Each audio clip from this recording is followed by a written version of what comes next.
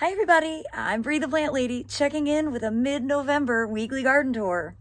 As you can see, we have still remained frost-free here in central North Carolina, and I still have lots of eggplants to harvest. I'm actually planning to make ratatouille tonight for dinner. It might as well be July. But I'm excited to show you the garden because we have a potential for frost in just a couple of days. So there's a chance that the next weekly garden tour, things are going to look drastically different. So without further ado, let me turn this camera around. Well, as you can see, that trial eggplant has really been outstanding. And you know, if we didn't have frost, it would just keep on fruiting. And obviously that salvia has been blooming all season long. It started blooming in May and it hasn't stopped a single day. And you can see here are some of the coleus that were rooted in vases inside the house and planted here just to fill in some open space. They've all done really well. Of course, it's always a little depressing for the season to change, but I'm actually kind of ready for it. I'm excited to get cool season plants put in the ground. Of course, don't have any on hand. I am just noticing now that this wonderful hibiscus is starting to bloom again. This is a hibiscus that blooms with short days. That's 100% the trigger for it starting to flower now. And it's really done great. You can see how huge the plants have gotten and really filling in lots of gaps. And you know, there are definitely some winter weeds starting to grow in this bed, but for the most part, it's had really good ground plane coverage, which is always my goal. And well, summer plantings are still lush and amazing, and there's a ton of castor bean seed. I definitely do need to devote some time and energy to getting that harvested and maybe preemptively take some of this stuff out because it's a bit messier once it's been hit with frost. So kind of thinking of today as like the final goodbye for the summer cottage border here at the Blue House. Absolutely nothing to show you over here other than a bed waiting for a massive transition. I haven't really figured out what exactly we're gonna do, but we're gonna do a lot of tear outs. Actually planning to make this a walk-through bed and maybe have like a table and chairs here. So when this becomes the Airbnb, people could sit out here and drink their coffee in the morning, because of course the front porch of this house is so ridiculously small that it's not really useful. I did want to note the beginnings of fall color on this Lindera salicifolia. This will become absolutely brilliant in the weeks coming up, and then it's tardily deciduous, so it holds onto the foliage all winter long. This is a plant that I really love a lot, and well, it only gets better and better as we get closer to the month of December. Not much of interest in the wave, other than that some of the lettuces have done exceptionally well. Let me show you here. But shocked at how little growth the other cool season vegetables have experienced. And I don't know whether that is just the soil's depleted, which is possible. Definitely gonna add a bunch of soil cube to this before we get it replanted. But then you look here at the lettuce and it's done remarkably well. And I need to go ahead and cut this down and make a salad. And got a nice stand of carrots growing, which I'll ultimately allow to flower, though I'll probably harvest a few for Thanksgiving next week. But tons of veg. I don't even know how else to put it. There is so much veg in this bed. And, you know, picking it makes you feel good, but it breaks off so easily. Everywhere you break the root, new plants will grow. So it's kind of defeating. It's definitely my worst winter weed. Though I have lots of winter weeds, the interesting thing about vetch is you see these little nodules. If I can get it to focus. on the roots. This is actually a nitrogen fixing legume. So it does have a purpose, but it also will smother your plants and take over. It's a very capable plant. And it does seem that every year I have more. Well, just a PSA, let y'all know the fire ants are still active. Ta-da! They are basically never not active now in North Carolina. Well, you can see this big bare spot, and that's of course where the hammock used to be. And it's gonna be fun sort of reinventing this space. I'm just wondering whether I should bring more Carex over into here. I just will play it by ear. And I think I'm also going to fill all of that open area with more Carex. This is Carex cherokeensis, and it's just proven to be so great for this particular area under the live oak. It gets so much shade, and it's beautiful. I love it with the old flowers on it, and really there's no need to have this area anymore. It's too shady to grow cottage garden things, so it makes sense just to let it fill in with a native Carex and let that be the nice ground plane coverage in here. Really help reduce some of the weeds that tend to set in, particularly from birds dropping the seeds as they sit in this big live oak. Well, this is the time of year when kind of odd things happen that are actually supposed to happen.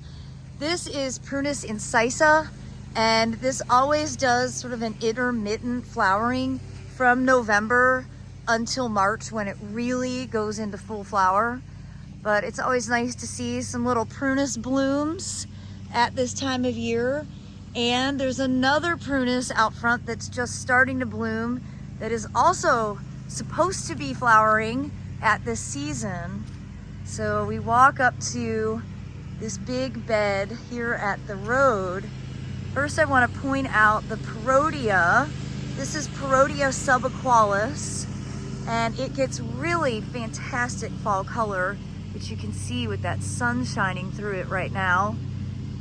And it's definitely drought tolerant because this bed didn't get any additional irrigation at all this year, and it's getting nicely established. And oh, how exciting! I've got one single Gladiolus halloweeni that is starting to set buds and flower. That means frost is imminent, because that usually blooms right when frost hits. And then here is this other Prunus. This is Prunus subhirtilla autumnalis rosea. Rosea autumnalis, I'll write it correctly. And it's just starting to bloom, and it'll be, again, intermittent throughout the next, I'd say, 6 weeks or so, and then it'll bloom again in very early spring. It's a really terrific, obviously multi-stem suckering type of cherry. It's kind of a process to keep back all of this suckery new growth. So my approach is not to work too hard, kind of just let it do what it wants. But it really is a wonderful tree that I highly recommend growing. It's not showing up in photos very well right now, but there we go. You can see a really sweet flower and so many hundreds of flower buds to come. And it's cute to see a active bee here on the little volcano, Lespedeza leucoiensis. This is really a great late season bloomer, also very drought tolerant. And you might remember that I kept saying how I needed to cut it down. I never did get around to cutting down the old stuff. It's still in there, but it's great because the plant has grown so much you don't see the fact that I didn't really do the best job on the maintenance of this plant. Well, it's worth noting how happy and healthy this lavender is. I've tried every variety of lavender that's in the marketplace. This is the only one that's alive and well, probably more because of the location, less about the genetics, but this is a really nice variegated one and does sort of seem to be reverting, but I remember in the midsummer, the whole thing was variegated, so I don't think that it's reverting to being solid, but it sure does smell good, and it's just nice to have at least one lavender plant alive in my garden. Lavenders are notoriously unreliable here in central North Carolina. Silverleaf plants in general don't love the humidity that this environment provides, but this is encouraging. It's been in the ground about 10 years. Well, hopefully you watched the video of Aiden and I harvesting ginger and turmeric. I just was like, oh my gosh, there's more turmeric here. So, yeah, we have an ample ginger and turmeric supply, to say the least. Now, the thing I really wanted to show you here is one of my favorite miniature camellias. This is a variety called Strawberry Limeade, I think, Strawberry Limeade, and it is just the absolute cutest little flower. And this is a Sasanqua. This does have scale. I need to treat it with oil, but I'm just waiting until it gets a little cooler. You can see the scale. And this is really caused by lack of airflow in this area, being right up here against the back porch. But this is classic scale. Look at that.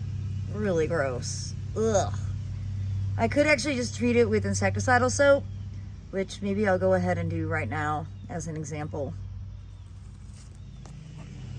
So here it is, and really scale is best treated with oil, but because I've got insecticidal soap on hand, I'm just gonna go ahead and spray it. Remember, scale is always typically on the back side of the leaf, so you really have to kind of get up and under to get it treated, and you can really see that is perfect example of scale on a broadleaf evergreen. So I probably should have treated it with insecticidal soap earlier in the year, and then I would be able to do a follow-up with oil, but that's all right. As long as you get it done at some point. I have to keep reminding myself, doesn't matter when you do it or the order you do it, as long as you get all of it done. All right, got that camellia treated, and then I looked over here and there's more turmeric. Yep, I really like me some turmeric this year. Turmeric, not saying it correctly. I spell it right, I'm not saying it right. And I did want to show you in this pot this cute fuchsia that has been reliably perennial at the Ralston Arboretum. I'm going to leave it in this pot and just see how it does. It'll die back in the winter, but in theory, it'll be perennial. It'll be good to see. But I am going to go ahead and pull out this turmeric, and well, I probably won't do that until I get to a garden center and get some cool season things like violas and snapdragons to be able to fill in these pots, because otherwise they're going to be really boring. But these have been very good long season summer containers.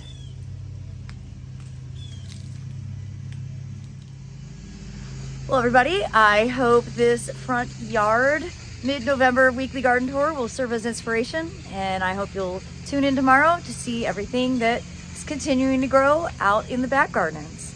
As always, thanks for watching and happy gardening.